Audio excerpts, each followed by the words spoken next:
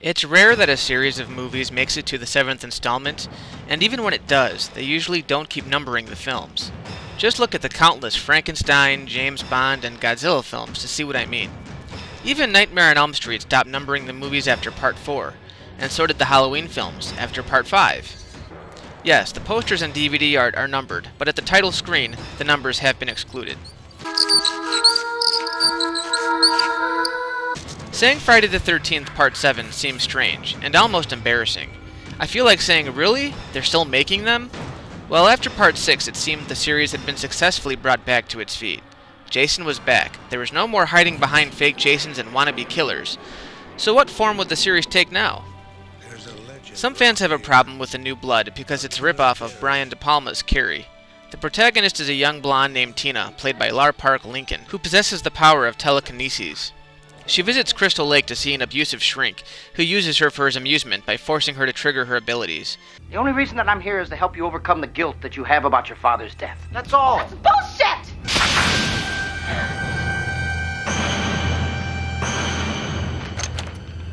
I rest my case.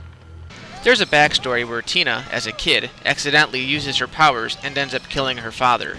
When she returns to the camping ground some years later, she uses her repressed feelings of her father to bring Jason back up to the surface. It's not the greatest story ever told, but that's pretty deep considering this is a Jason film. In the meantime, there's a bunch of kids who are living next door, so basically it's a retread of Final Chapter. Except these are all kids you'd expect to see on 90210. They all look and talk like snobby rich kids, and they all act like assholes. What is this? Will you look at this? The party hasn't even started yet, and already this place looks like closing time at the stock exchange. Hi, I'm Melissa. I'm Tina from next door. I know. Hey, Tina, isn't this the way they wear their jackets back in the mental hospital? Has anyone seen Nick? I think he went next door to see Marilyn Munster. Of course you have the one innocent jock who becomes the love interest, but Tina doesn't want him to get too close because of her powers. Personally, I always love these little love stories in the middle of a Jason movie, because there seem to be more at stake than just a couple of horny teens screwing off in the woods. It borrows the atmosphere from Jason Lives, which isn't a bad thing, but the biggest creep factor of the whole film is Jason himself.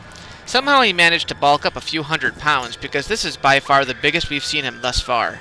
I'm sure most fans are aware that in this film, stuntman and actor Kane Hodder took the reins of Jason, and is the only actor in the series to play him more than once. 4 times to be exact. While I don't know if he is the absolute best Jason, he definitely gave the character a brooding presence. Up to this point, he's definitely the scariest Jason in the series. Part of that is also due to the gruesome makeup. If you remember at the end of Part 6, he gets chopped to pieces by a boat motor. Chunks of him come flying up from the water surface, so he's in pretty bad shape. In this film, aside from his hulking appearance, his clothes are torn to shreds and we can actually see bits of his spinal cord poking out in the back. The best part is how we can actually see part of his face behind the mask. But this is one of the films where I wish they'd just leave the mask on. For one, it's completely ridiculous how it comes off in the first place. And two, this has to be the worst design for the character yet.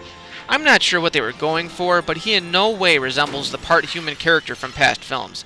He looks like some kind of mutant frog, and some of the expressions he makes make it hard to take him seriously. The end of the film, again, is pretty exciting, although a lot of fans find fault with the climax, where Tina summons her dead father back from the dead to take Jason to his watery grave, because it worked so well last time. I never had a problem with this ending because it's pretty much expected. She tries to bring him back the entire film, so it's only fitting that she finally succeeds in the end. It's hokey, yes, but then again the whole film is based around telekinetic powers, making it the first one in the series to enter the realm of the supernatural. Forgiving, of course, the fact that we have a killer who just won't die. John Carl Buechler, a known effects person who worked on some of the Nightmare on Elm Street movies, directed this one, and regrettably a lot of his original effects work on this film got cut down dramatically. Most of the deaths were truncated thanks to an unforgiving MPAA, but it maintains such a creepy atmosphere that you really don't notice. Of course, the most memorable death in this one, hands down, is the sleeping bag death.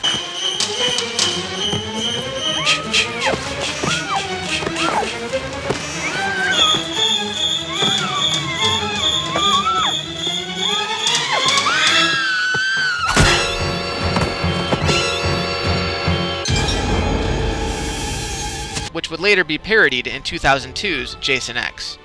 Being that it is the 7th film in the series, it's pretty good. It's dreadfully routine, sure, which is why I'm sure they decided to try out a new idea. I'd say it's almost on par with Part 6, although it's just not as memorable. At this point in the series, the filmmakers were running out of gas, but the films were still raking in the dough, so Paramount was still trying to cash in. It's pretty much stuck in the middle. Not one of the absolute worst in the series, but not quite as fun as some of the others. The one staying point is in Jason, and from here on out they would pretty much change his entire design from one film to the next. The days of the lanky man in a hockey mask were long gone. But regardless, as a film in the slasher category, it's not half bad. Happy birthday, Michael. You lucky son of a bitch. Many happy returns. Love, Melissa. Cunt.